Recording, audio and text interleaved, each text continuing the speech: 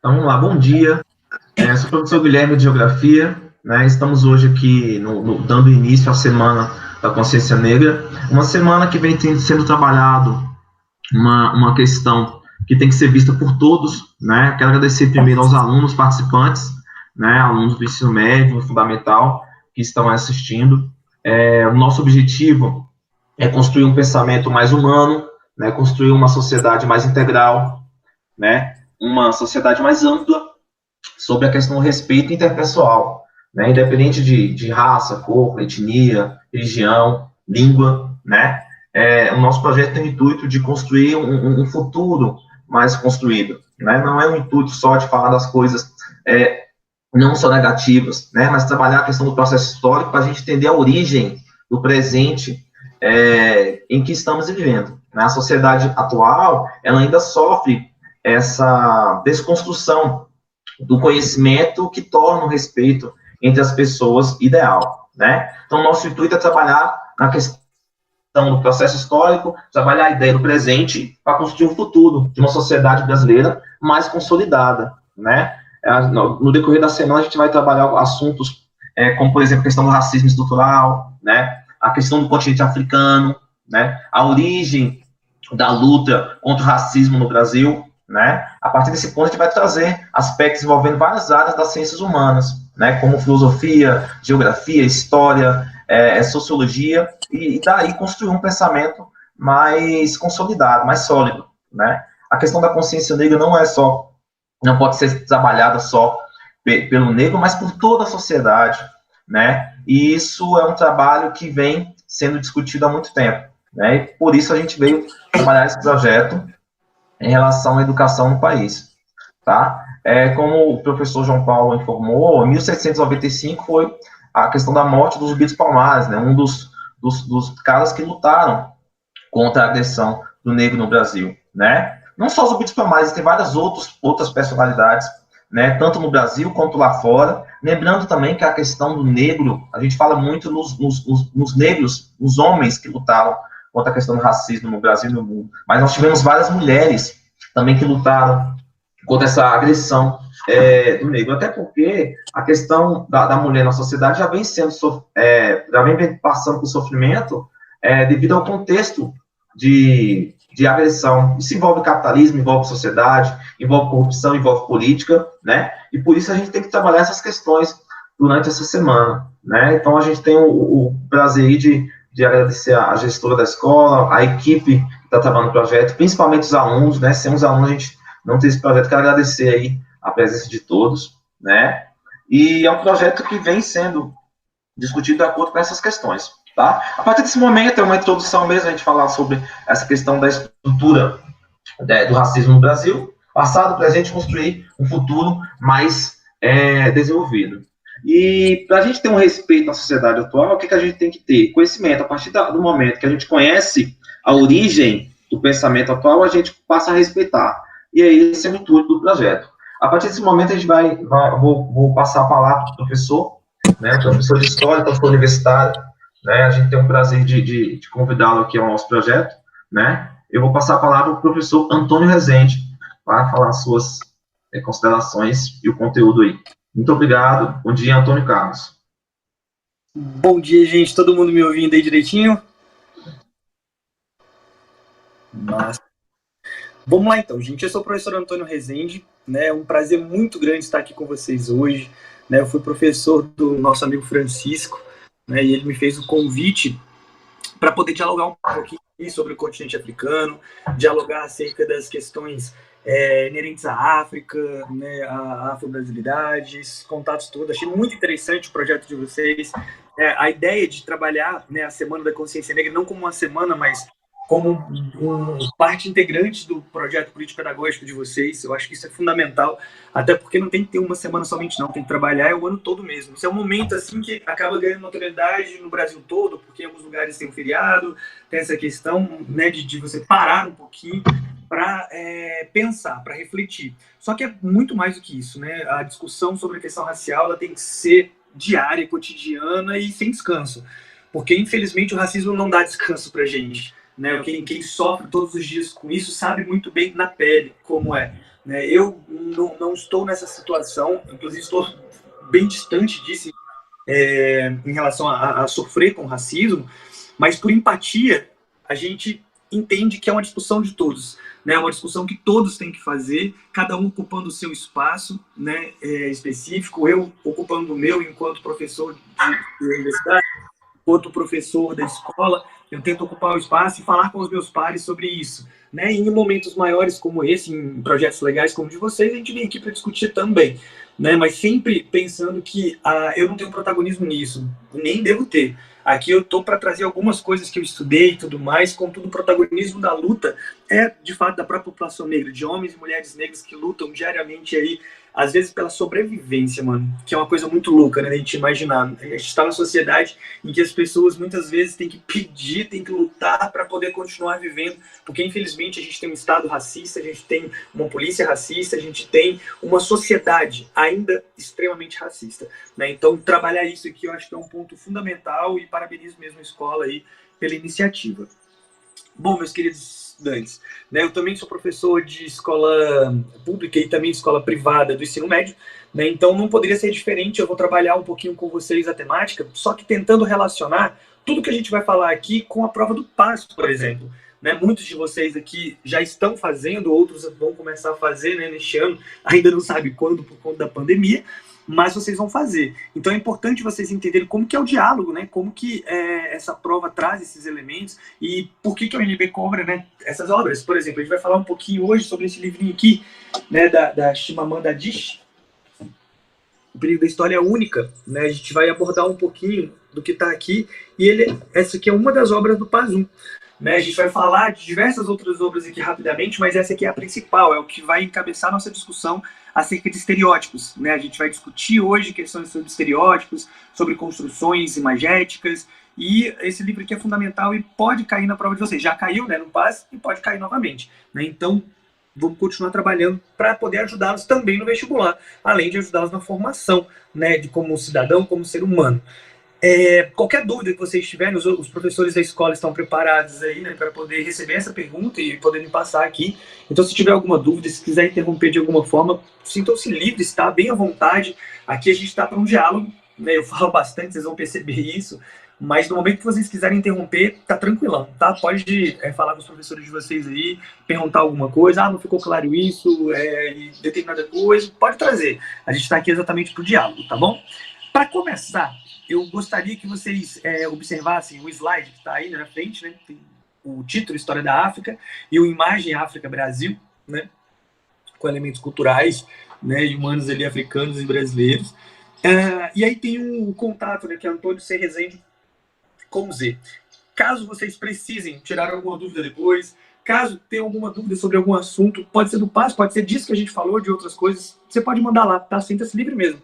Né? Meus alunos fazem isso já, eles mandam para mim por ali, a gente dialoga posteriormente. Óbvio que não dá para responder direto, porque normalmente eu estou em sala, mas eu respondo geralmente no final do dia. Né? Eu sempre paro um pouquinho ali à noite, dou uma olhadinha em todas as mensagens que forem enviadas, gravo um áudio explicando às vezes uma questão, né, do Enem, do PAS, dialogando sobre um assunto específico que foi perguntado. Então sintam-se livres para isso também, tá? Pode mandar ali sem problema nenhum. O professor Francisco depois pode passar aí para vocês, caso você não tenha anotado hoje. Então fique tranquilo mesmo, bem à vontade para poder perguntar lá.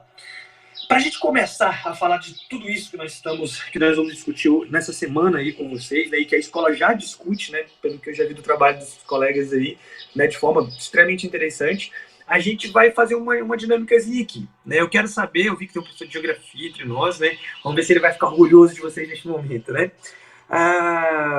Eu vou mostrar algumas imagens. E aí eu gostaria que você aí, na sua casa, no seu caderninho ou no seu celular, onde você tiver, né, uma canetinha ou o próprio dedinho para o celular, que você anotasse, né, a partir do olhar para a imagem que eu vou projetar, eu queria que você colocasse, se você sabe qual é o país. Fazer uma análise geográfica, né, a partir da análise de uma imagem. Você olha, você fala, poxa, de onde que é essa imagem? Pode ser de qualquer lugar do mundo, né? Se você não souber a cidade, tenta o país, pelo menos. Ah, nem o país eu consigo. Tenta pelo menos o continente. Você vai colocando aí, porque eu quero ter uma ideia de como está, né, ter um diagnóstico de como está a percepção geográfica de vocês, ok? Então, esse é o nosso projeto inicial aqui. Eu vou colocar, vai ser pouquíssimo tempo, tá? Eu vou passando vou falando 1, 2, 3, tá? E você vai anotando. Imagem 1, eu acho que é Ceilândia, sei lá. Você bota o que vier à sua cabeça, tá? Você olha e tenta identificar essa imagem com um determinado lugar, ok? Então vamos lá. Os professores quiserem fazer aí também, gente, pra gente ver como é que tá essa questão da nossa análise geográfica, né? Eu sei que alguns já viajaram para muitos lugares, outros menos e tal, isso faz parte da nossa vida, né? Como professor, a gente viaja o tempo todo nos nossos livros, né? Então, pelo menos nos livros, às vezes, a gente já viu essas imagens. Então, vamos lá, ó. A primeira imagem é essa. Então, vamos lá. Coloca aí no papelzinho rapidinho o que vem na tua cabeça. De onde é essa imagem? Que lugar é esse do mundo? Nossa, professor, é difícil, porque parece com vários lugares. Chuta aí alguma coisa que vem à sua cabeça, tá bom? A segunda imagem é essa daqui, ó. Lugar bonito, histórico. A terceira é essa daqui, ó. Uma construção também histórica, bem antiga. Quarta imagem é esta. Ah, professor, já fui nesse lugar aí, certeza. Sei como é que é o nome desse trem. Ou então coloque. A quarta. Quinta, né, quer dizer. Pessoal, esse aí parece um eixão. Não é não, gente. Sexta imagem.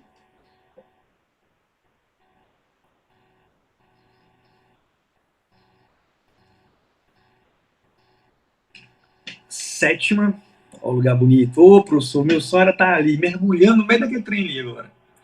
Meu também, filho. Deus quiser, logo, logo esse trem vai passar e a gente vai poder mergulhar lá, viu? Próximo, olha essa daí. Depois eu vou falar o que é isso daí. Vão ficar um pouco impressionados. Bem antigo também.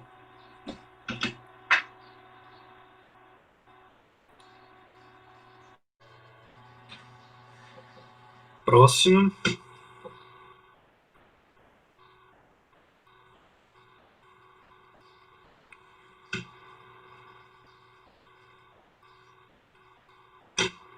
Olha essa. Professor, mas tá difícil demais, porque são imagens muito abertas. Como é que eu vou lembrar disso tudo, professor? É o chute, gente. Errar faz parte do processo de aprendizagem. Infelizmente, né, a gente acostuma que errar sempre é um problema. Na verdade, não é não. É uma solução. Você vai errando até você acertar. Olha essa daí que bonitinha, gente. Estamos acabando. Próxima. Olha que cidade. Muito bacana. Essa aí eu acho que vocês sabem, hein?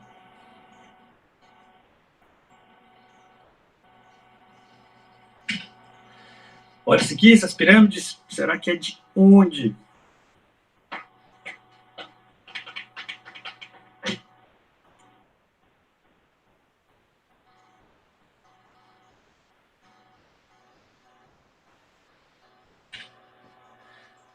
Olha esse litoral, gente. Nó.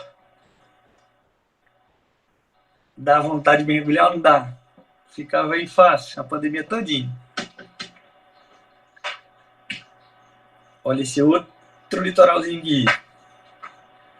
Estão todos na mesma costa. Esses dois. Próxima. Olha esse eixinho de luz.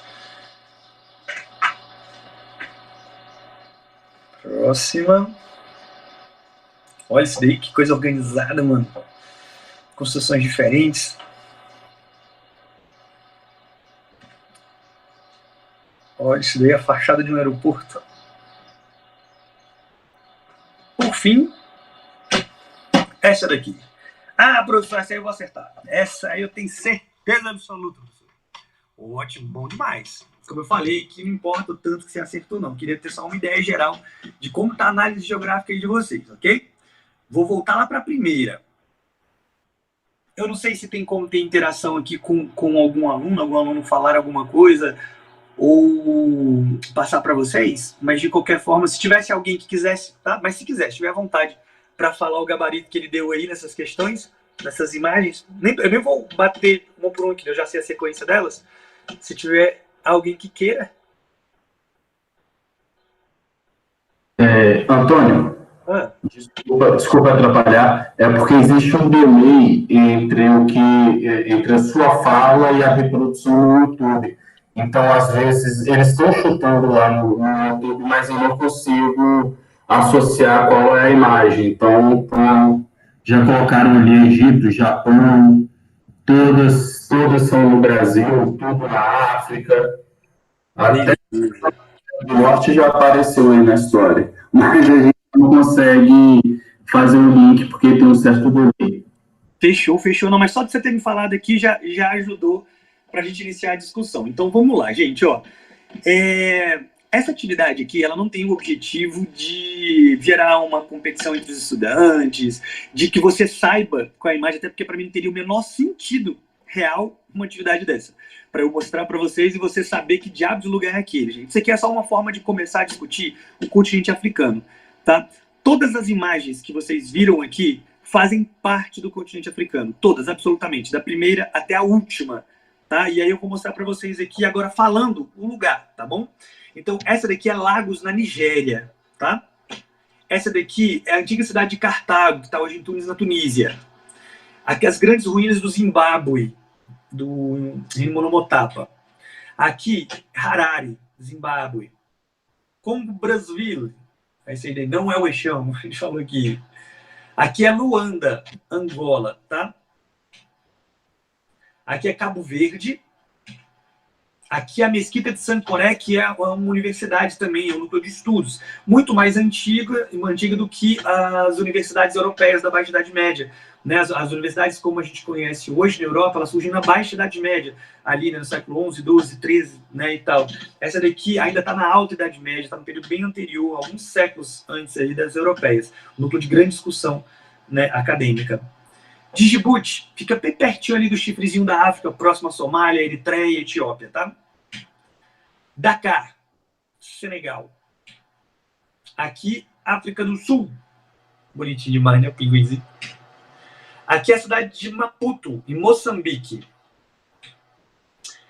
Pirâmides do Sudão, antigo reino da Núbia, reino de Kush. Aqui é Zanzibar. Esse lugar é bom. Você pode ter certeza que hora ou outra vocês vão ver ali dando nadada nesse lugar. Mano. Esse lugar é bom demais. Ave Maria. Aqui é o litoral somali. A Somália. Aí é um resort. Eritreia, como eu falei, pertinho ali de Djibouti, perto do chifrezinho da África. Aqui é Somália.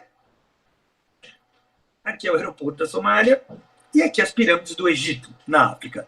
Bom, por que eu mostro isso e eu faço essa atividade com todos os meus alunos? Cara? Sempre que eu vou introduzir o continente africano, seja no nível universitário, seja no nível tudo mais de ensino médio, do fundamental, ou para formação de professores lá na EAPCO, onde eu trabalho e tal, independente do lugar, eu sempre trabalho com essas imagens.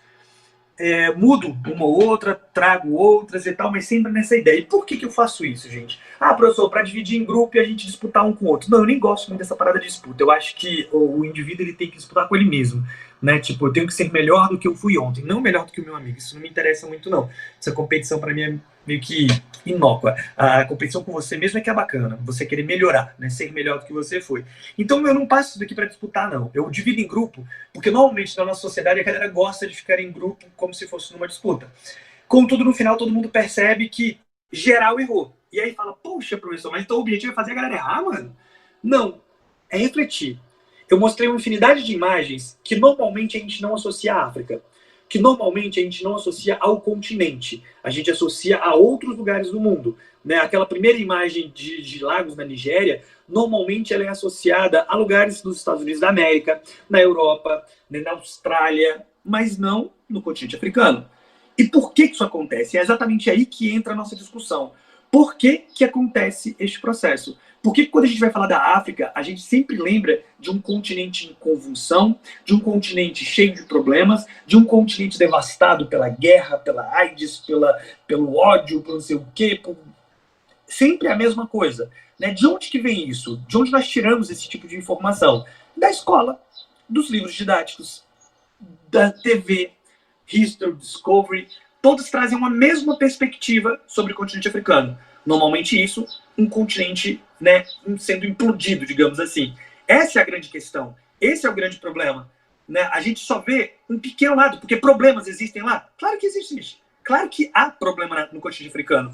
Claro que existe questão de fome em muitos lugares, existe questão de guerra civil em outros, ditaduras e tudo mais, corrupção. Existe, claro que existe. Problema de desemprego, fila lá com 5 mil pessoas para arrumar uma vaga num shopping, né, em Lagos, na Nigéria. Isso acontece. Mas isso acontece aqui também. Acontece na Grécia, acontece em qualquer lugar do mundo. Em 2012 eu visitei Atenas e eu lembro, cara, que eu dei uma aula para os meninos aqui, né, e fui trabalhar lá e tal, com as paradas ligadas à história grega, e eu sempre trago esse exemplo. Eu encontrei vários indivíduos gregos comendo coisa na lixeira, pegando no lixo na rua e comendo. Ou seja, isso acontece aqui no Brasil também. Isso acontece em outros cantos do mundo. Isso é bom? Não é péssimo. Isso mostra essa face imunda, né, e tudo mais, a nossa desigualdade social, em que algumas pessoas têm muito e outras não têm nada. Isso acontece em muitos lugares do mundo. Galerinha, se a gente pegar Distrito Federal, tá? Não vamos muito longe, não. Distrito Federal. Se a gente fizer uma análise do IDH, Índice de Desenvolvimento Humano, de algumas regiões aqui, vocês vão perceber a disparidade. A diferença, ela é monstruosa. Se você vai ao Lago Sul, por exemplo, você vai ter um dos maiores IDHs do mundo. Em 2006, por exemplo, se o Lago Sul fosse um país, ele teria, naquele ano, o maior IDH do planeta Terra. Óbvio, é pequenininho para ser um país, né? A Toma Vaticana também é, sim. Mas comparado com o que era na época, que era a Noruega, então, óbvio que estaria uma distância muito grande. Mas se fosse um país, seria o primeiro. Olhe bem, o maior IDH do planeta Terra. Só que a mais ou menos 10, 15 quilômetros, você tem a estrutural. E na estrutural você tinha, naquele momento, um dos menores IDHs do planeta. E aí você fala, numa mesma região, no Distrito Federal, nessa região que nós vivemos. Então você vai ter uma diferença imensa, você vai ter várias coisas, pensando num nível socioeconômico. Né? Então a gente tem isso em todos os lugares do mundo. Nós temos as dificuldades, nós temos as questões, mas nós temos também desenvolvimento de vários tipos. Né? Então, assim, restringir um lugar a uma única coisa é estereotipar este lugar. E é exatamente dentro dessa lógica de estereótipos, né, e tudo mais, que a gente entra numa das obras do Paz, que é a obra da Chimamanda Adichie, que a gente acabou de falar aqui no início da aula. Essa obra aqui que é da primeira etapa do Paz. Né? Ela é uma pesquisadora sensacional, sempre que eu vejo ela falando eu me apaixono cada vez mais. Infelizmente não dá tempo de colocar aqui para vocês, porque senão ficaria basicamente quase o nosso tempo todo só vendo o vídeo. Vocês podem ver depois no YouTube. Então a gente vai discutir, né, um pouco da história, do que ela traz e de que forma que tem a ver com esse estereótipo. Porque o que eu acabei de falar para vocês, né, que está relacionado ao continente africano e a várias áreas do mundo, é que a gente geralmente cria estereótipos das coisas. Que, segundo o que ela diz no livro, o problema do estereótipo não é ser mentira, pura e simplesmente. O problema do estereótipo é que ele traz uma única história, ou uma única versão, um único lado de uma determinada coisa. E todos nós somos multifacetados. Todos nós temos diversas características. Todos nós possuímos diversas qualidades e defeitos. E aí é óbvio, se eu pego você aí, meu amigo João, que está assistindo com certeza, né, a nossa live aqui e tal, e pego só características boas suas e falo para todo mundo. Ó, João, gente, é isso, é aquilo outro. Pô, que massa, todo mundo vai gostar do João. Só peguei a parte boa dele, um aluno super aplicado, né, que presta atenção nas aulas, participa, ajuda os outros estudantes e tal, na escola, sempre preocupado com a sustentabilidade, sempre preocupado com o respeito. Pô, o João é o cara, mano. É o cara ali naquele lugar. Maria, mesma coisa. Pego só as características boas aí da Maria e tudo mais na nossa escola, e sempre trazendo coisas legais dela, todo mundo vai ter uma imagem positiva dela.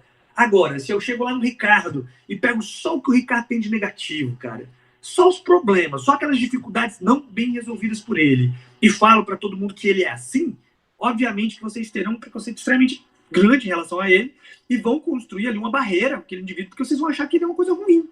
Então, isso é em qualquer setor da tua vida. Tá? De qualquer pessoa, nós temos qualidades e nós temos defeitos. Se você pega só uma dessas coisas, você taxa a pessoa e você cria uma imagem reducionista, monolítica, né, estereotipada daquele ser. Isso não é nada razoável. Então nós temos que modificar exatamente isso. Somos multifacetados, temos diversas facetas, ou seja, diversas perspectivas, prismas diferentes. Ou seja, não podemos ser vistos por uma coisa só. O continente africano é a mesma coisa. E é isso que ela traz. Ela traz no texto dela a discussão sobre o estereótipo. Ela traz no texto dela a discussão de como ela estereotipou algumas coisas e como ela própria foi estereotipada em muitos momentos. E que o continente africano também foi. E é isso que a gente vai trabalhar aqui no livro. Ela começa falando, ela é escritora, né? Hoje uma das mais famosas do mundo, até pela grande qualidade do trabalho que ela fez. E ela conta que praticamente ali com 4 anos ela já sabia ler, né, alguma coisinha, e com 7 já escrevia. Então, desde pequenininha, ela sempre leu e sempre escreveu. E ela dizia que era interessante, porque as histórias que ela lia, né, ela era da Nigéria, tá? As histórias que ela lia sempre tinham personagens brancos, dos olhos azuis, que comiam maçã, falavam sobre o tempo inteiro e tomavam cerveja de gengibre. Só que isso não tem o menor sentido para a região onde ela vive.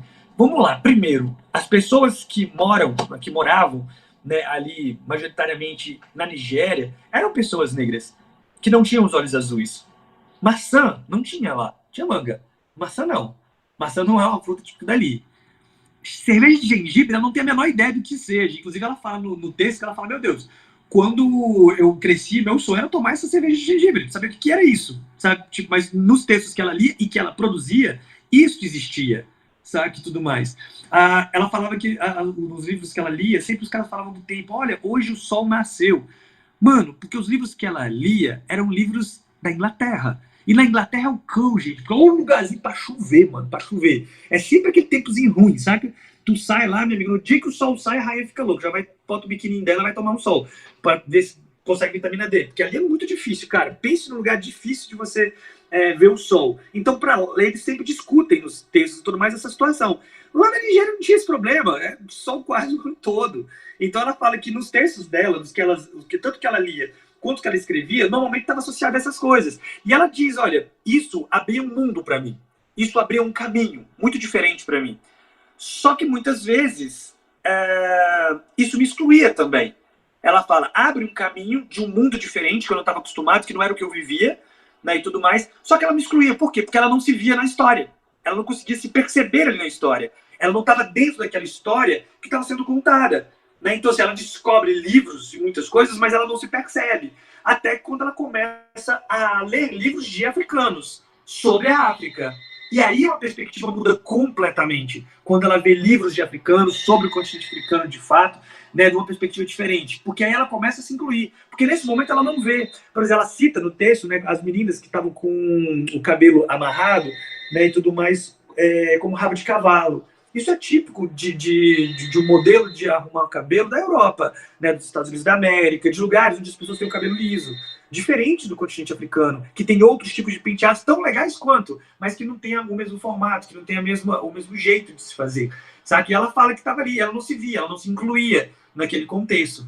Né? E é interessante porque ela fala, da mesma forma que ela via essa imagem, né, dos livros e tentava construir isso tudo, ela também tinha uma outra questão bem interessante, que era em relação à própria vida dela. Ela não era uma pessoa pobre, ela era uma pessoa e tudo mais de classe média, né? O pai professor, mãe administradora, então ela tinha uma vida razoavelmente tranquila, e tinha uma pessoa, né, que trabalhava e tudo mais na casa dela, e que ela tinha um contato muito grande, né, de uma comunidade próxima, né, que era o Faid. E ela cita esse rapaz, né, essa criança e tudo mais, o Faid, porque a mãe dela sempre falava dele, né? E é interessante, porque assim, foi o momento que ela construiu um estereótipo também acerca dele, uma visão estereotipada. E por quê? Porque todas as vezes que a mãe queria que ela comesse, por exemplo, a mãe falava da família do Faid. Ela falava, olha, minha filha, lá na comunidade deles não tem comida, né, e tudo mais. Então, sempre que você pensar em não comer, lembra disso, né? Essas pessoas não têm nada lá e você está desperdiçando aqui, ou não está querendo comer. Sempre essa pressão que normalmente as mães fazem pra gente comer, né? E ela foi construindo imagens sobre a família do Faid. Ela nunca tinha visto essa família, tá? E ela foi construindo sobre a comunidade, sobre tudo aquilo que eles viviam lá. E é interessante, gente, porque nesta construção, né, da imagem do outro, olha o grande problema disso tudo. Ela não conseguia pegar nada de positivo. Porque sempre que a mãe falava, a mãe associava a pobreza, a coisas que eram ruins, a dificuldade. Então, na cabeça dela, essas pessoas eram pessoas que não produziam, que não tinham nada de novo, que não conseguiam ser criativas, nada. a imagem era de pessoas que precisavam de ajuda, de auxílio, é só isso. Só que num belo dia ela foi visitar a comunidade, né, do Fars, e ela se assustou imensamente. Aí foi o choque, né? O que ela construiu de estereótipo com aquilo que ela estava vivenciando na realidade. Quando ela chegou, ela olhou um monte de coisa de produção da comunidade dele. E aí viu um cesto de ráfia belíssimo, muito bem organizado, sabe? Que sempre serviu de exportação para vários lugares da região. E ela ficou impressionada. Só que ela não conseguia associar aquilo que foi feito com aquela população. Por quê? Porque durante anos ela sempre escutou aquela mesma fala estereotipada acerca da família. Lógico que eles tinham problemas. Lógico que eles tinham dificuldade. Lógico que às vezes não tinha tanta comida para eles se alimentarem ali. Só que tinha tantas outras coisas interessantes que foram deixadas de lado no discurso da mãe. E aí, como a mãe não usava essas outras coisas, ela construiu também o estereótipo dela acerca daquela família. Ela construiu uma imagem preconceituosa acerca daquela família que não correspondia a tudo aquilo que eles eram. Ou seja, tem muito mais coisas em qualquer comunidade. Não é porque você tem dificuldade econômica que você não produz, que você não é criativo, que você não tem... Aliás, isso é muito mais, sendo bem honesto. Eu venho da periferia, mano. Eu morava no PSUL. Né? Lá, eu sempre digo com os alunos lá no plano que eu sou da Finlândia, né? Aí, que legal, tu nasceu na Finlândia, tu é branquinho. Eu falei, lá na Finlândia, no fim da Ceilândia. Tá? Eu morava era lá. De lá que eu venho. E de lá a gente sabe como é a dificuldade, mano. A gente não tinha nem asfalto na rua. E como que a gente brincava? Inventava brinquedo, porque eu não tinha, meu pai não tinha como comprar. Então a gente fazia, a gente comprava as coisas, a gente pegava na rua, um pedaço de pau, não sei o quê, ia cortando, ia fazendo carrinho, ia fazendo arminha, ia fazendo o diabo que podia fazer lá para poder brincar. Então nós temos a nossa saída, né, e tudo mais. Nós temos nossas coisas, nossas qualidades, nossos desenvolvimentos e tal. Isso faz parte de qualquer comunidade. Só que, como eu falei, se alguém olhar somente para a minha situação econômica, ia atribuir um monte de características ruins para mim, ponto final. Né? E aí eu seria reduzido a uma pequena coisa que não é o ideal, que não é o correto, né? E ela conta mais um momento, né? Que aí o momento que ela foi estereotipada pela amiga. Quando ela sai da África e vai estudar nos Estados Unidos da América. Ela chega lá, a amiga dela primeiro fica super impressionada com o inglês dela. Ela olha e fala, meu Deus, como você fala inglês perfeito e tal. Como você aprendeu? Aí a menina olha para ela, vai ver, porque no meu país a língua oficial é o inglês, né? Na Nigéria fala-se inglês como língua oficial e tem outras, né, dos grupos que vivem lá. E aí a menina ficou assim, mas como assim, né? Inglês lá e tal, estranho. A menina pediu para escutar as músicas dela. Eu queria ver suas músicas tribais, aquela coisa toda. Aí ela pegou uma fitinha, que a época era fita, né? Colocou som da Mariah Carey. A menina, mas cadê a batida? Cadê o negócio, né? Não tem? Aí ela, não, eu gosto de escutar a Mariah Carey. Aí a menina, tipo, quando ela foi mexer no fogão pela primeira vez, a menina partiu do pressuposto que ela não sabia mexer no fogão. Por que, professor? Porque ela era africana. E na cabeça da menina, uma pessoa africana era incapaz, era frágil, não sei o quê. Por quê? Essa menina, a imagem que ela tinha do continente africano era a imagem que a TV mostra. É a imagem que muito do setor educacional mostra, porque não ensina uma história africana, né? De fato, mostra só guerra, conflito, não sei o quê e tal. Ela tinha uma imagem extremamente deturpada. E aí ela construiu isso e ela não sabia mexer no fogão. Ela partiu desse pressuposto. Então, isso é uma coisa muito grave. Como assim não sei mexer no fogão? Claro que eu sei. Né? Claro que eu tenho isso daqui lá, também tem, na minha casa tinha, como eu falei, era de uma classe média, então ela tinha isso também. Então, isso tudo tem a ver com as construções imagéticas que nós fazemos, né, o tempo todo do continente africano. Ela cita o momento que ela está num aeroporto, e aí o pessoal está falando da África, como se a África fosse uma coisa só, sabe, como se fosse um país e não um continente extremamente heterogêneo e diversificado. E ela diz, todo mundo começou a me relacionar à África, e tudo que era pergunta sobre a África, perguntavam para mim, por exemplo, na Namíbia, ainda que eu não soubesse nada da Namíbia. Por quê? Porque a ideia das pessoas é muito homogeneizadora acerca da África, como se fosse uma coisa só. Ele é africano e ponto. Não, nós somos americanos. Os estadunidenses também são os argentinos. Nós somos bem diferentes. Temos culturas diferentes, histórias diferentes, né? E coisa muito, muito, muito, muito, muito diferente. Né? Então, o tempo todo, né, tentavam dar a ela uma identidade que ela abraçou. Ela falou, tudo bem, legal esse negócio do missionário africano. Ainda que eu não saiba de tudo. Mas eu vou trabalhar essa perspectiva, né, para eu tentar, pelo menos, reforçar a minha identidade enquanto africana. E aí ela diz que em vários momentos ela teve problemas lá nos estudos dela. Quando ela fez um romance, e no romance que ela fez, o professor critica. Né? Isso é normal dentro do meio acadêmico, receber a crítica. Normalzaço. Né? A gente tem que saber lidar com isso. Só que o professor fez a crítica seguinte... o seu romance não é autenticamente africano. E ela ficou pensando, rapaz, eu podia aceitar qualquer tipo de crítica do professor em relação que ele não estava tão bom, que ele não estava tão profundo, que ele não estava não sei o quê. Mas falar para mim que ele não era autenticamente africano, primeiro, o que é autenticamente africano? Aí o professor quis explicar o que era o autenticamente africano. E o professor disse, olha, os seus personagens parecem comigo. Parecem com uma pessoa que vive aqui nos Estados Unidos da América, que tem família, que tem não sei o que e tal. E por quê? Porque exatamente era isso mesmo. No continente africano também tem tudo isso. Só que para o professor tinha que ter o quê? Cenas exóticas, tinha que ter violência, tinha que ter pobreza extrema, tinha que ter as coisas que ele achava que a África era, pura e simplesmente. E ela fala, poxa, não é por aí, né? Não é por aí, não é por aí mesmo. Né? Tem uma cena no livro dela que há uma violência familiar, né? E aí um jovem levantou a mão no dia que ela estava apresentando e falou bem assim para ela, é um absurdo que nigerianos batam em nigerianas, aquele negócio todo, não sei o quê, parará, parará, porque ele viu uma cena, né, que ela colocou no livro. E aí ela vira para ele e responde, né, e tudo mais, que, nossa, é uma pena que a gente tenha tantos jovens, né, estadunidenses que sejam psicopatas. Estou lendo Psicopata Americano, né, e tudo mais. Gente, não tem sentido você reduzir uma sociedade inteira a um caso ou alguns casos e tudo mais de algo específico. Então é um grande problema que a gente faz praticamente em quase todas as nossas relações. Né? Então a gente tem que entender a dinâmica da pluralidade das coisas, da heterogeneidade. Quando ela foi, por exemplo, no México, ela tinha uma imagem estereotipada dos mexicanos.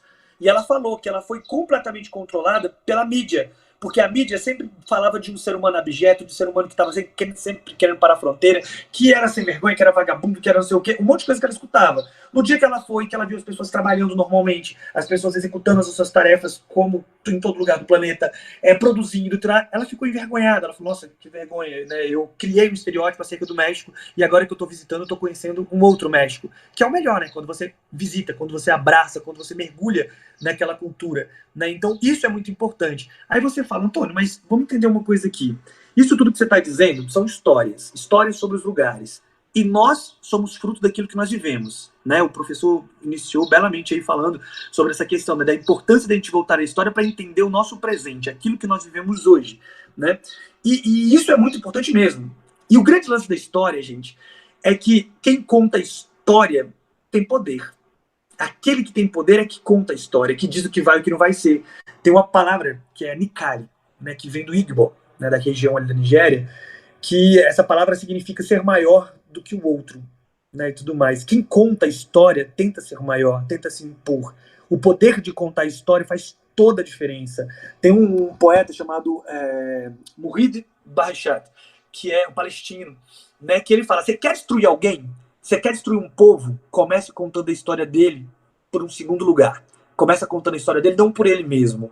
Como a gente faz com os indígenas. E a descoberta do Brasil. A descoberta do cacete. A descoberta do cacete, mano. Que conversa, descoberta o quê? O que eles descobriram aqui? Cheio de população há milhares de anos aqui. Que conversa mais fiada é essa? Eles descobriram coisa nenhuma. Comece contando a história a partir dos indígenas que aqui estavam e você terá uma história diferente. Uma consequência diferente lá na frente.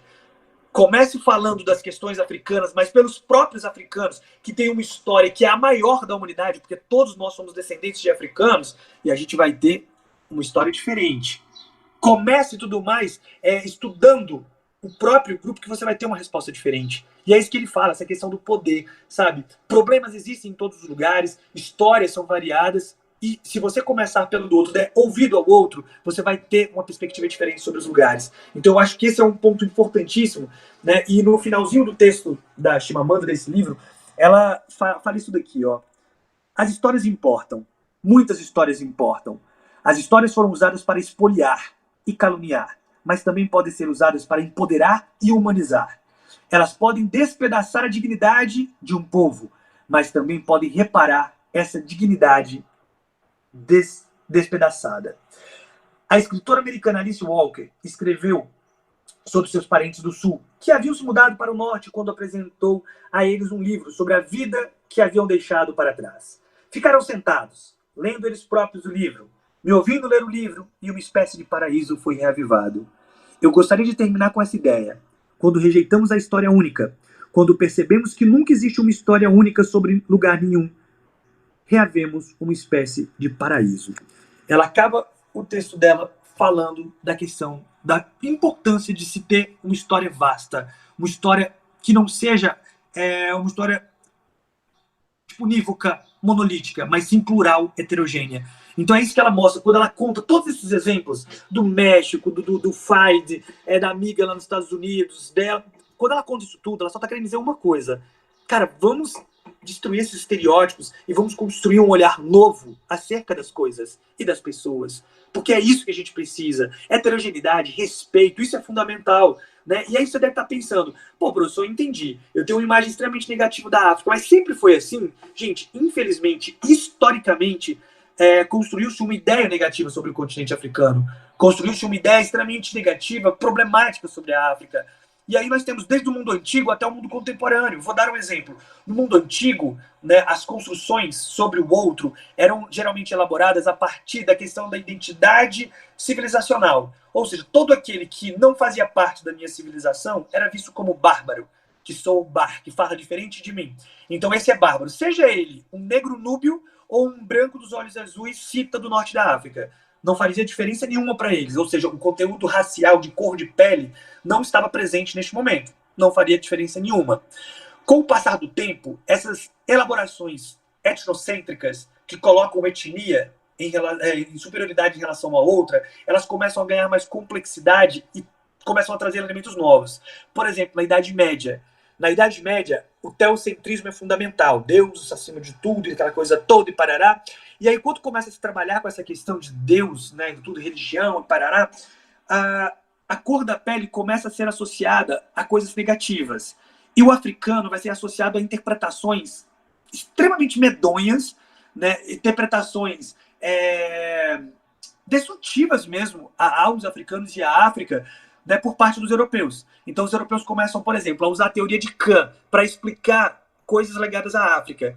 Né? Cã é um dos filhos de Noé. Né? Noé estava lá, tinha feito uma produção de vinho, estava feliz da vida, tomou todos, ficou peladão com os negócios balangando no meio da rua. O filho Cã olhou, ao invés de ajudar o seu pai rapidamente, ele chamou seus irmãos, Jafé e Sem. Quando ele chamou esses dois, os dois foram lá, ajudaram o pai, levaram o pai, né, para casa. No outro dia o pai descobriu o que tinha acontecido e ficou putaço com o Cã. Falou, porra, Cã, por que você não foi lá, mano, e colocou um negócio em mim, mano? Né, não sei o quê. Pô, ficou puto. Como ele não podia amaldiçoar Cã? Porque Cã era abençoado por Deus, ele amaldiçoou os filhos de Cã, que teriam sido enviados para o continente africano, segundo a lógica da interpretação bíblica. Né? Então você tem lá o Sem na Ásia, Jafé na Europa, e o Cã, que seria isso, seus descendentes teriam sido enviados para o continente africano. Isso a gente chama de a maldição de Cã. Né? Tem uma obra na segunda etapa do passe que é a redenção de Cã, que é quando você embranquece a população, dentro de uma lógica de política de embranquecimento do século XIX, aquela coisa toda. Do outro lado, você vai ter a maldição. Né? Então, são seres amaldiçoados. E aí começa-se a pintar, por exemplo, o diabo com a cor negra.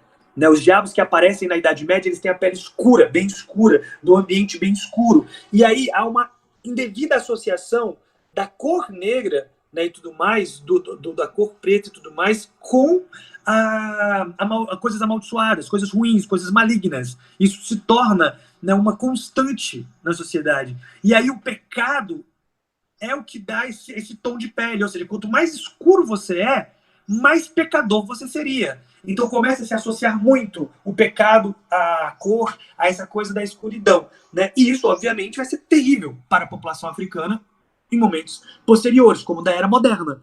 Quando o europeu começa a associar o africano à antropofagia, quando o europeu começa a associar o africano a coisas diabólicas, porque a religião deles era diferente da religiosidade europeia, e era só isso mesmo, só a não compreensão, né, da fé do outro. Quando eles começam a desumanizar o africano dentro de um contexto agora racial para escravizá-lo, porque quando você desumaniza é muito mais fácil você fazer qualquer coisa com aquele ser, né? Então eles começam a associar o africano a um indivíduo que come carne humana, como se tivesse açougue humano no continente africano. Isso nunca existiu no continente africano. Você tem experiências, né, de antropofagia em vários lugares do mundo, mas na África você não tem isso de forma constante. Eles pegam emprestado, digamos assim, um ideário de algumas coisas que eles viam na América e levavam isso para o continente africano como se fosse deles. Que estava errado dos dois lados. Aqui também não era uma coisa comum, era algo raro dentro do contexto de antropofagia. Só que eles trabalhavam como se fosse canibalismo, né, do africano comendo gente e tal. Por quê? O desumaniza, o escraviza e fica tudo certo. Então você passa por séculos de escravidão, né, da população negra. Então observe, antes não era da minha civilização, depois associado ao pecado, né, a maldição de Cã, depois eu associo, cara, a um problema terrível de antropofagia, de canibalismo, de escravidão, tiro e torno o indivíduo num ser que é um instrumento vocalis, que é um instrumento que fala. Chego no século XIX, eu uso uma pseudociência, que é o darwinismo social, evolucionismo social, para tentar justificar uma espécie de superioridade de algumas raças. Ou seja, trabalho com ideia de raças. Gente, só existe uma raça, tá? Eu branco, meu amigo negro, a Chimamanda negra aqui, o outro rosa, o outro azul, que diabo de cor que for. Nós fazemos parte de uma mesma raça, que é a nossa espécie humana. E essa raça humana, ela vem de um mesmo lugar, do leste africano, ou seja, todos nós somos descendentes de africanos. Ser racista, além de tudo, de todas as coisas que é criminoso, é ser imbecil, é ser ignorante, completamente. Por quê? Porque todos nós viemos de uma mesma base. Todos nós somos descendentes de uma mulher africana do leste africano que foi deixando a descendência. Ou seja, tem pesquisas de DNA mitocondrial que levam a isso. É o que nós temos hoje. Somos descendentes da chamada Eva africana. E ponto. Sabe? Somos da mesma espécie. Desenvolvemos no continente africano. E é isso.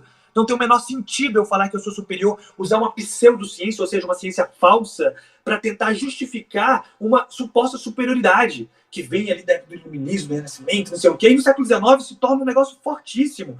Né? Porque para dominar o continente africano, para dominar a Ásia, para dominar outros lugares, eles criam a ideia da missão civilizadora. Então eles são superiores, por isso eles estão levando a civilização. Cara, e quem disse que asiáticos e africanos precisavam de alguma coisa que vinha da Europa?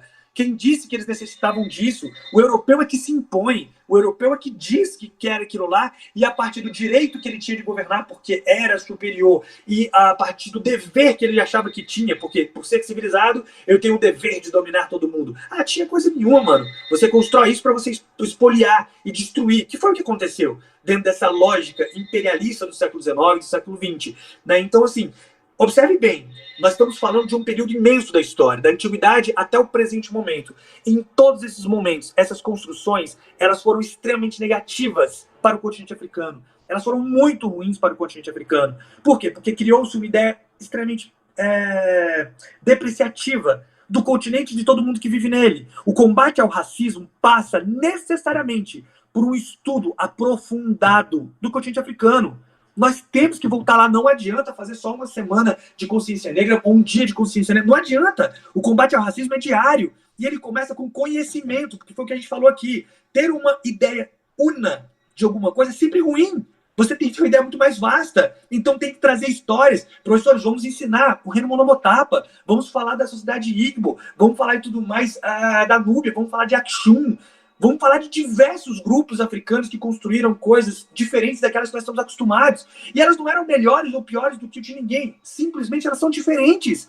Vamos falar da história do lugar que tem a maior história temporal do mundo, que é a África. Surgimos lá. Exceto o homem de Neandertal, que é europeu e que não existe mais, né? Porque o nosso grupo é Sapiens Sapiens, todos estiveram ali na África. Vamos estudar isso. Vamos buscar do passado ao presente toda essa explicação da nossa humanidade. Vamos falar das civilizações que foram formadas lá, dos grupos que foram formados, e sem hierarquizar. Porque não é que porque eu tenho uma civilização de pedra que eu sou mais ou menos civilizado de uma civilização que não construiu coisas assim. Por quê? Porque a gente constrói aquilo que a gente tem, pelo material que a gente tem. Em alguns lugares do mundo, desenvolveu-se escrita. Em outros lugares do mundo, desenvolveu-se os quipus. Em outros lugares não se desenvolveu isso, ponto final. Isso não significa que é melhor ou pior, é somente diferente. E essa diferença tem que ser estudada por nós. Vou repetir, o combate ao racismo passa necessariamente pelo estudo das sociedades, passa pela sociologia, pela filosofia. Cara, quantos filósofos africanos nós estudamos? Agora no PAS 3, tem lá o Akil Bembe, falando sobre necropolítica, vestibular da UFO, aqui pertinho de Uberlândia, também tem. Então, cadê essa galera lá? Cadê a Chimamanda? Sabe? Cadê Sueli Carneiro? Cadê Angela Davis? Cadê Bell Hooks? Cadê essa galera? Essa galera tem que estar ali. Tem que estar aparecendo na escola. Enquanto a gente só fizer isso, ó. Ah, não, na semana lá a gente faz um negocinho, bota uma galera para jogar capoeira, tá tudo certo. Não, meu irmão. A capoeira faz parte desse processo civilizacional, cultural. Mas é só mais uma coisa. Vamos parar de estereotipar também essas próprias coisas. folclorizar demais. Cara, as contribuições são em todos os setores. As contribuições africanas, negras e tudo mais do mundo, elas acontecem em todos os lados, porque a diáspora aconteceu para todos os lados. Vamos mostrar isso tudo, vamos estudar. Mas, Antônio, é tão difícil que eu não tenho livro. Tem sim, meu irmãozinho. Minha irmãzinha, tem sim. Basta você entrar no site da Unesco. Lá você vai encontrar, cara, uma infinidade de textos africanos, as obras, a história da África e tudo mais, em 8 volumes. Eu tenho ela fisicamente aqui em casa, mas eu uso basicamente o que está no computador. Eu leio. Pô, fui dar uma aula sobre Nubia esses dias, peguei lá, fui ler. Fui buscar. Óbvio, tem que ler? Tem. Vai dar trabalho? Vai. Mas você vai ficar só subindo hashtag lá na internet? Ah, diga não ao racismo. Black... Ah, não, cacete, mano. Peraí. Vamos atuar, vamos estudar. Vamos sair da ignorância. Porque enquanto estivermos na ignorância, a gente não combate racismo nenhum. Enquanto a gente não conhecer a nossa história, enquanto a gente não voltar ao nosso passado para entender essas dinâmicas, a gente vai continuar do mesmo jeito. Porque a superação do racismo passa pelo estudo da história, passa por estudos sociológicos, passa por estudos antropológicos, de matemática, do diabo que for, de todas as sociedades, principalmente a africana. Nós precisamos tirar essa hierarquia. Isso faz parte desse processo nosso aqui. Olha o que a gente falou de uma construção histórica e quadripartite, né? Lá da antiguidade até agora. Cara, a gente tem que romper com isso. A gente tem que dar um passo à frente. A gente tem que melhorar. Não dá para continuar do mesmo jeito para sempre. Não dá. Se a gente quer, de fato, combater o racismo, vamos combater com conhecimento. Vocês têm professores sensacionais. Eu conheço principalmente o Francisco. Sei da capacidade dele. Sei que foi um aluno extremamente aplicado e que hoje está como professor. E tenho certeza que ele faz a mesma coisa aí na escola. Aproveite, sugue o máximo que tu puder, faça projetos, busque informação. Se ele não souber e os outros professores não souberem, eles vão atrás. A gente é assim, cara, professor é isso mesmo, é o tempo todo. A gente não tem vergonha de falar que não sabe, não. Você pode me perguntar um negócio aqui, professor, lá em Harari, não sei o quê. Pô, sei lá, mano, não sei de tudo. E longe disso, e nem quero saber. Até porque eu não tenho capacidade para isso, não, mano. Saber de tudo, não. Então, eu sei de algumas coisas. E o que eu não sei, eu posso pesquisar para te ajudar. Por isso que eu disponibilizei desde o começo aqui, né, o contato. Se você precisar, pode mandar lá, eu busco, a gente vai atrás. A gente vai atrás junto. A gente constrói conhecimento junto. Agora, um ponto fundamental. De novo, para a gente combater o racismo, a gente precisa necessariamente ter conhecimento. Vamos buscar esse conhecimento. Vamos perceber o que acontece aqui. Essa semana vai ser uma semana extremamente proveitosa para vocês. Os professores vão trabalhar racismo estrutural, né? Silvio Almeida tem um monte de texto dele interessante na internet. Vocês podem buscar vídeos também interessantes. Eles vão trabalhar sobre a questão da violência contra a mulher negra, coisas que são fundamentais para a gente entender. Só que a base de tudo está no conhecimento. Vamos buscar conhecimento. Vamos sugar isso que os nossos professores têm, que é tão importante, cara. Eles têm tanto para somar a vocês aí, cara. Aproveitem o máximo que vocês puderem disso daí. É o momento, cara. Vamos estudar, vamos buscar informação, vamos combater o racismo com a melhor estratégia que a gente tem, cara, que é o conhecimento. É assim que a gente vai destruindo ponto a ponto. E todos os dias, incansavelmente, sem parar. Eu acho que isso é a mensagem que eu tinha aqui para vocês. Acho que até passei um pouquinho aqui do meu tempo, já é 10:02. Mas era o que eu precisava falar para vocês. Sabe, escutem, gente, escutem. Escute assim, se você, por exemplo, se você é um cara como eu, né, um rapaz branco e tudo mais na nossa sociedade, falando de racismo, aprende uma coisa, aprende a escutar. Se você quer saber como uma pessoa negra sente tudo mais, toda essa sociedade, pergunta para ela, escuta, dê ouvido. De novo, você não é o protagonista dessa história. Você não é o protagonista dessa luta, mas você pode compartilhar e pode ajudar muito, você pode auxiliar. Não como protagonista, mas como coadjuvante você pode. Você pode estar ali como eu estou aqui hoje com vocês, tentando fazer links e tudo mais de conhecimento. Você pode, você deve. Não se cale. Use o seu espaço de privilégio que você tem. Se você é um estudante branco que está do lado, você pois saiba, você tem privilégio sim. E aceitar que você tem esse privilégio é a primeira coisa para você romper com esse privilégio e não aceitar mais o próprio privilégio. Porque não adianta você ter consciência que você tem um privilégio e continuar aceitando esse privilégio de, por exemplo, andar às vezes até sem carteira na rua, porque você sabe que não vai acontecer nada com você. O policial não vai te dar um tiro pelas costas achando que você está com arma porque você está com um guarda-chuvas. Você sabe disso. E a gente tem que mudar isso daí, cara. A gente tem que mudar essa perspectiva. E a gente muda com ações, não somente com palavras. O nosso discurso tem que estar muito próximo da nossa prática diária. Todo mundo acerta, todo mundo erra, mas a gente tem que evoluir para a gente se tornar sempre uma pessoa melhor. Buscamos isso o dia todo, incansavelmente. É assim que a gente vai ter uma sociedade melhor no futuro. Professores, querem falar alguma coisa aí? Que eu acho que já deu no meu tempo.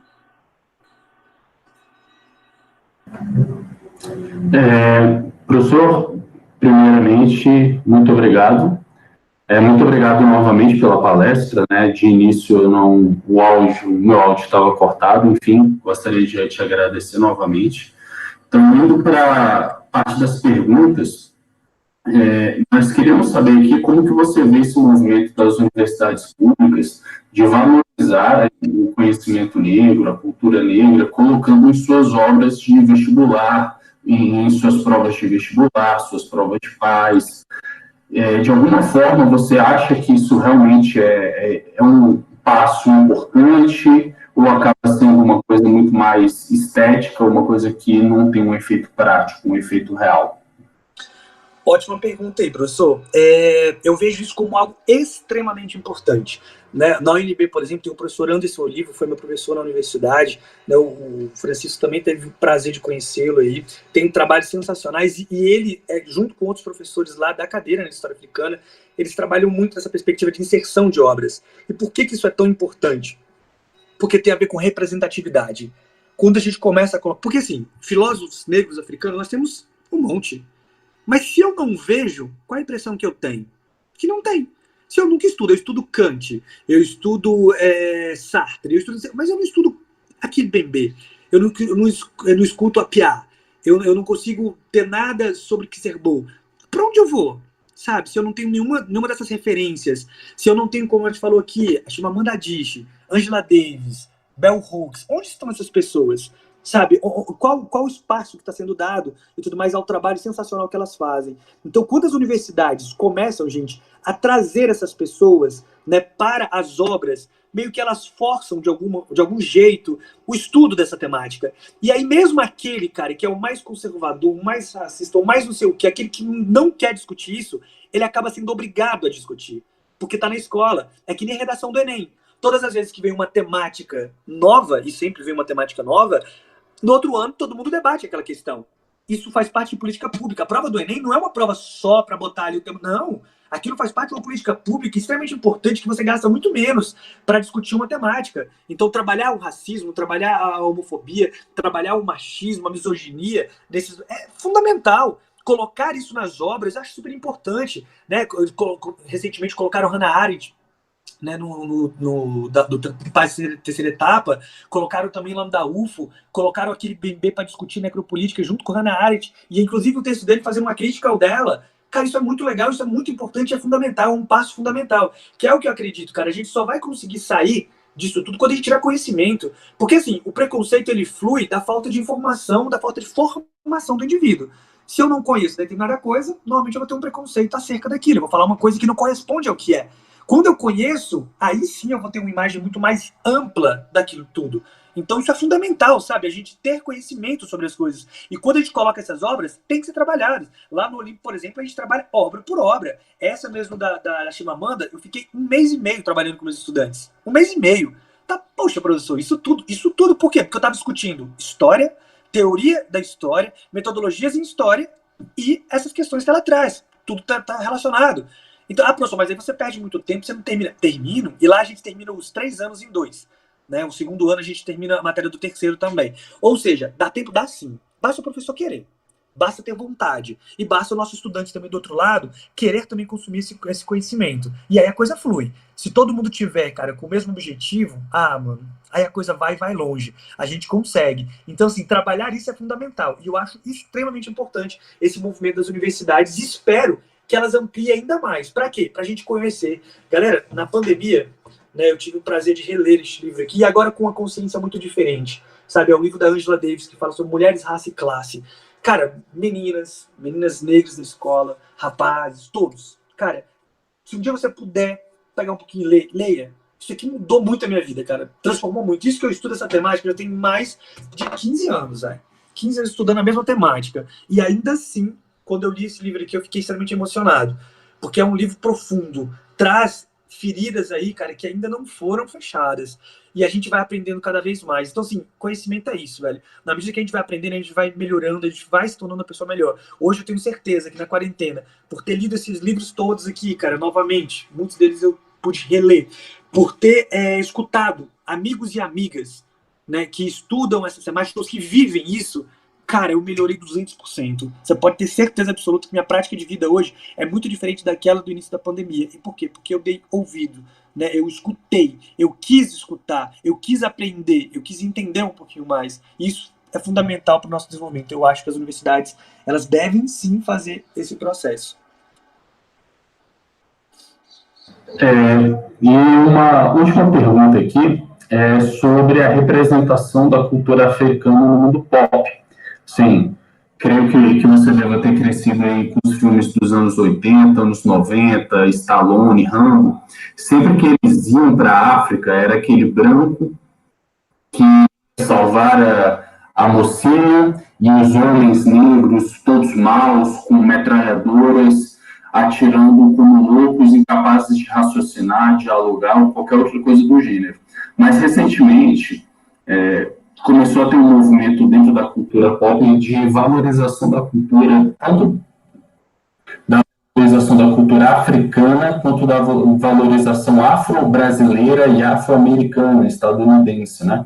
Mais especialmente no filme do Pantera Negra, que foi um sucesso de bilheteria, e recentemente o protagonista faleceu, infelizmente. Como está funcionando isso? Porque hoje é um segmento do mercado muito forte, o chamado black money, né? O dinheiro de negro, o dinheiro que de alguma forma valoriza a cultura, mas ainda assim isso dá um certo impacto dentro da cultura, isso aumenta a visibilidade, isso realmente valoriza a cultura africana. Como você analisa isso? Cara, professor, ótima colocação, cara, e até agradeço por você ter perguntado isso, porque eu fui até basicamente o século XIX e não falei desse momento mais próximo, então você está me possibilitando continuar, né, a discussão, isso para mim vale muito. Você está certíssimo no que você trouxe, eu sempre uso o Tarzan como exemplo, né, pra galera na faculdade, a gente passava o Tarzan, velho, 2 horas lá de filme para mostrar pra galera como a construção, nós que passamos ali, final da década de 80, início de 90 e tudo mais, vendo esses filmes. Cara, a imagem que a gente construiu do continente africano, de fato era uma imagem de selva, com animais de todos os tipos passando ali, com um homem branco que entra como um herói dentro de um ambiente negro, e os homens negros todos também dentro de uma lógica estereotipada como indivíduos maus, canibais, pessoas completamente fora da ideia de civilização. Por isso a importância do homem branco estar ali dentro, né, para tentar civilizar, para levar aquele conto e salvar, né, a bela moça que estava ali dentro. Então, assim, é cheio de estereótipos, cheio de coisas e tal. Isso foi muito negativo para a formação, né, de uma ideia sobre o continente africano. Né? O Mark Ferro, ele fala, cara, que as imagens que a gente aprende na infância, elas ajudam a formar a imagem que a gente tem das coisas. E apagar isso é muito difícil. E é muito difícil mesmo, porque a gente teve isso na adolescência inteira, quando era criança, o tempo todo vendo em filmes, em desenhos. Isso prejudica muito a imagem. Quando você liga a TV e vai olhar no History Discovery, é só isso que eles mostram. Natureza, coisas exóticas, né, e tudo mais, ou catástrofes. O Jornal Nacional, os jornais de forma geral, eles só falam do continente africano quando é para falar de catástrofe. Quando é para falar de AIDS, como na década de 80 falava-se muito, né? AIDS, não sei o quê, Paraná, é só coisas que são negativas. Então, obviamente, que a gente vai ter uma construção de uma ideia extremamente ruim. E aí, como é que a gente combate racismo? Porque vamos para pensar. Para eu combater isso tudo, né, eu preciso fortalecer identidades, que é uma outra coisa que o texto dela aqui trabalha. A identidade ela é formada pela nossa história. Cara, quem que vai querer, por exemplo, ser visto como um descendente de escravo? É o primeiro problema que a gente tem que romper. Eu não sou descendente de escravo. Eu, enquanto negro na sociedade, eu sou descendente de um ser humano com cultura, com desenvolvimento e tudo mais, e que foi escravizado em algum momento. Escravo não é etnia. Do jeito que as pessoas falam muitas vezes, dá a impressão que escravo é tipo etnia. Não, não. São descendentes de seres humanos escravizados que contribuíram e construíram essa bagaça inteira. As contribuições negras aqui estão em todos os setores, da arquitetura, à engenharia, à medicina, ao direito. Né? A gente vai ter uma infinidade de pessoas aqui que vão contribuir com um monte de coisas. E isso é importante para a identidade. E a formação identitária passa por tudo isso. Passa pelo estudo na escola, com os professores passando, né, esse conhecimento que a gente falou aqui. Passa pela TV, passa e tudo mais, por todos os níveis culturais que nós temos. Então, quando neste momento, a gente está tendo uma ressignificação das obras. Eu acho que o Pantera Negra é um grande exemplo disso. A gente tem uma mudança muito importante na sociedade, porque a gente está mostrando um outro lado. A gente está mostrando o Wakanda como um lugar bacana. A gente está mostrando uma África diferente. A gente está mostrando um lugar onde mulheres são guerreiras. Cara, isso transforma completamente a ideia sobre a sociedade. Isso muda completamente a nossa percepção acerca desses elementos. Saca? Tipo, é muito importante você mudar essa questão da cultura. Lá, eu falei muito da Nigéria, né, e tal. Lá tem um lugar chamado Nollywood, que é tipo o Hollywood dos nigerianos, consumido por eles, produzido por eles. Então a autoimagem deles lá é construída diferente do que nós construímos aqui. Porque eles perceberam a importância deles produzirem material para eles. Por quê? Porque só consumir o de fora, você está sempre construindo a sua própria identidade a partir do elemento de fora. E aí lembra, né, o que o poeta palestino Muhammad Barghouti falou. Né? Cara, quer destruir alguém? Quer destruir um povo? Começa contando a história dele. Pelo segundo lugar. E não pelo primeiro, não por ele. Que aí você destrói tudo. Então, essa história é fundamental. Sabe, neste momento, trabalhar uma perspectiva diferente, como muitos artistas do pop estão fazendo, né, principalmente negros afro-americanos e tal, isso é importantíssimo, porque eles têm visibilidade, é representatividade. E quanto mais representatividade a gente tiver, melhor vai ser. Vocês vão discutir isso aí durante a semana, mas observe bem, quantos médicos negros já te atenderam na vida? Quantos? Cara, é uma coisa que tem que ser discutida. É o teste do pescoço que tem que ser feito. Tem uma coisa muito errada na sociedade. Os meus alunos, dentro do plano piloto, né, no Colégio Olímpico e tudo mais, você tem tipo 99% de estudantes brancos. Quando eu dava aula em Águas Lindas de Goiás, eu tinha praticamente o inverso.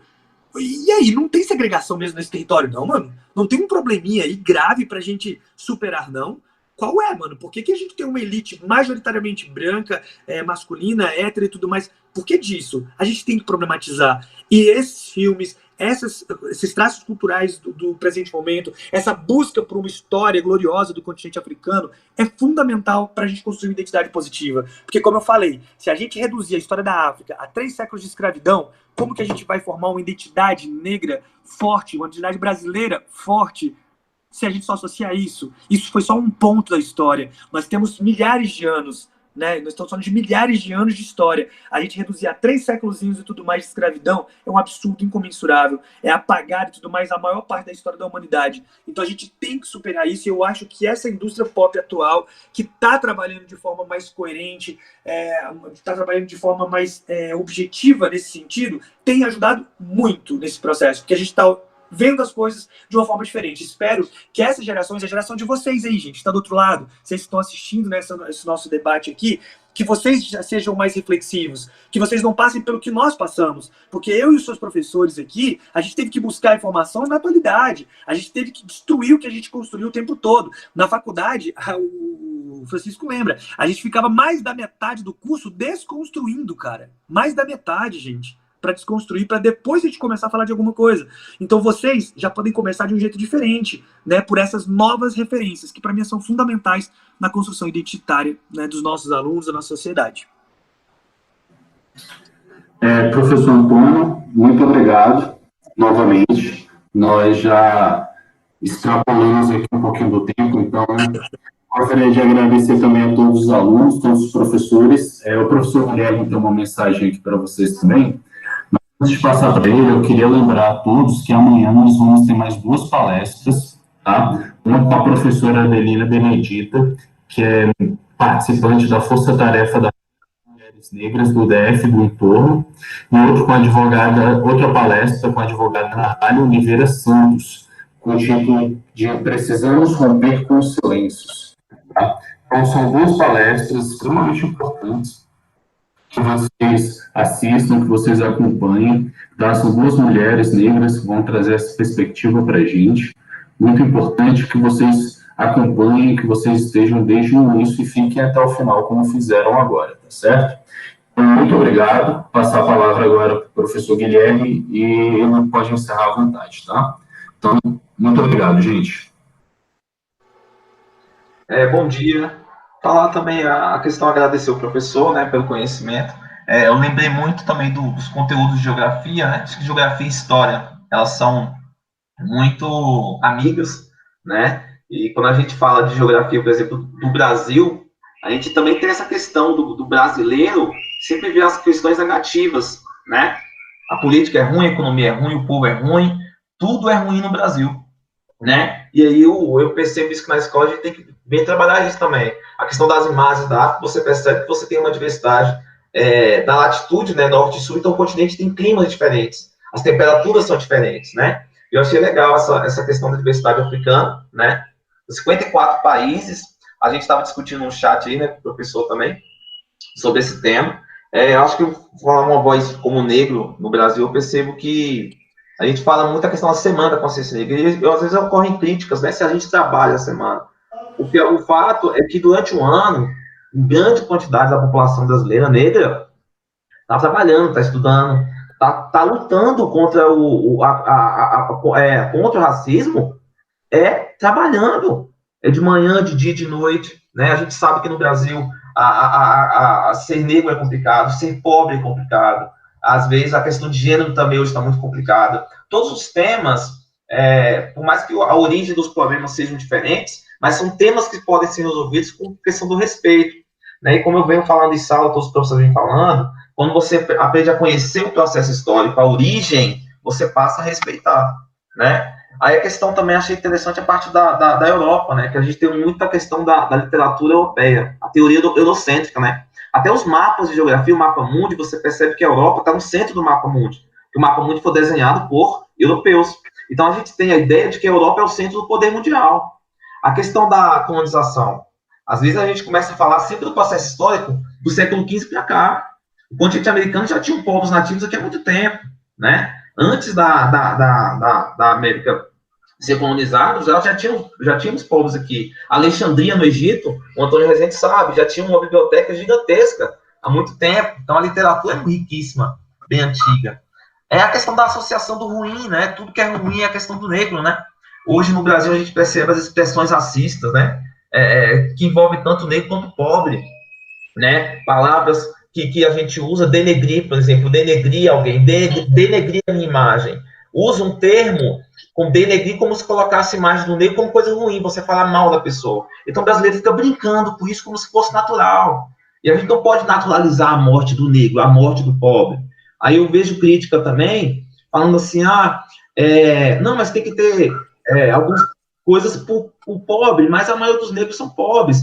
Então, assim, a gente fala numa condenação contínua, né? Hoje, por exemplo, o negro, que ele é pobre, ele, por exemplo, é homossexual, o cara é julgado 3 vezes pelo mesmo crime, pela mesma corrupção. É a visão errada da sociedade. É a visão errada de que ele está cometendo crime, a visão errada de que ele está errado várias vezes. Então, a naturalização disso tem que ser quebrada. E eu achei legal o Francisco do Antônio em relação a isso.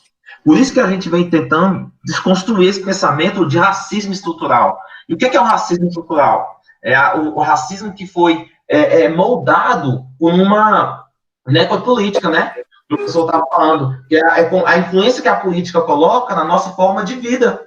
Então, a gente vive de acordo com uma posição que a política nos impõe, né? Então, assim, ser pobre negro no Brasil é um desafio muito grande, né? A questão da mulher negra também é um tema interessante que a gente estava comentando aí. Então, a África é um continente espetacular, né? Eu achei, assim, a palestra genial, os alunos aprendem, os professores aprendem, então é muito legal, né? Essa associação da questão racista tem que ser trabalhada por todos, tanto negro quanto branco. Então, assim, a verdade é que durante um ano é uma luta do negro no Brasil. Não é porque a gente lembra da consciência num determinado momento, mas está todo mundo, uma hora dessa, o negro está trabalhando, estudando, está tentando parar e apagar esses 500 anos de agressão social que a gente vem sofrendo. Então, o que é isso? Tem que falar de geografia e história, é isso. A questão da África também é legal em relação à Pantera Negra, né? Caiu no Paz, né? Se não salvo engano, em 2018, caiu questões do Pantera Negra e coloca a África como centro da tecnologia, né? Ou então coloca o mineral fictício no filme e, por que pareça, o professor Antônio sabe, o continente africano ele tem uma questão mineral muito importante.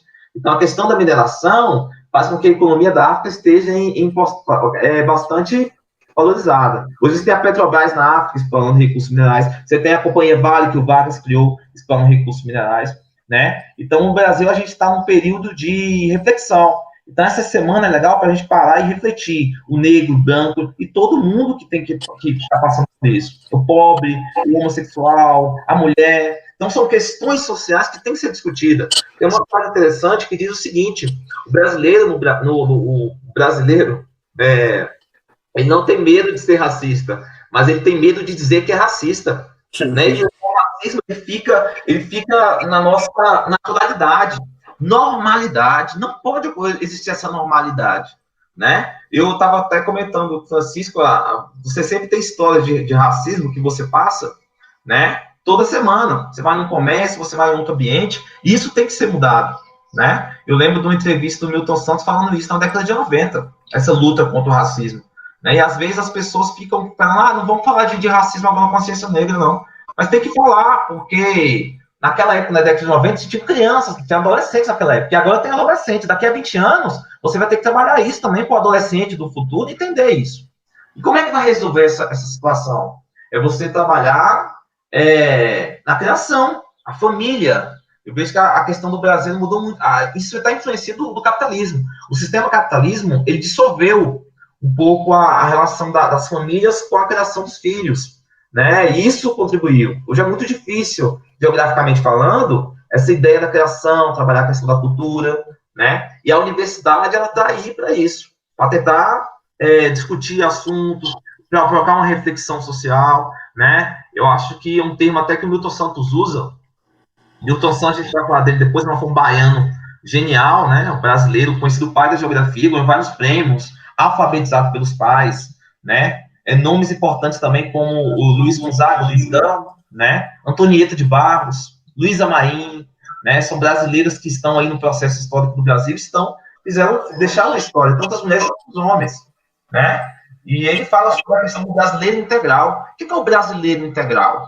Né? É o cara que tem que trabalhar um pouco da cidadania, trabalhar um pouco da vivência, um pouco do respeito, né? O Brasil, ele entrou numa situação na década de 90, entrou numa estrutura capitalista que fez com que a gente esquecesse de uma questão humanitária, humanista, né? Então isso tem que mudar. Eu quero agradecer ao Antônio, só queria dar umas considerações e agradecer aí a informação, e o Francisco também, com toda a equipe aí. Legal.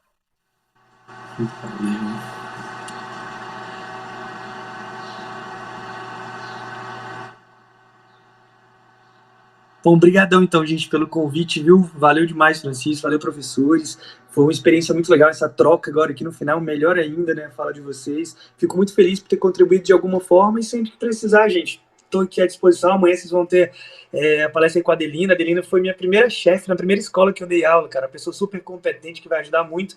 E amanhã vocês vão discutir mais uma obra do Paz, tá? Então, quem tá assistindo aí, gente, não esqueça disso. Vocês estão dialogando o tempo todo com obras do Paz que podem cair na prova no final do ano, no começo do ano, a gente não sabe quando vai ser exatamente, né? Mas, de qualquer forma, vocês vão estar estudando coisas que estão caindo nas provas de vocês, tá bom? Então, um grande abraço. Se precisar de qualquer coisa, Antônio C. Rezende, lá no Instagram, pode perguntar, pode mandar sua pergunta lá, seu questionamento, né, dúvidas e tudo mais. Estou aqui para poder ajudar, tá bom? Um grande abraço, professores. Foi um prazerzão participar da atividade de vocês.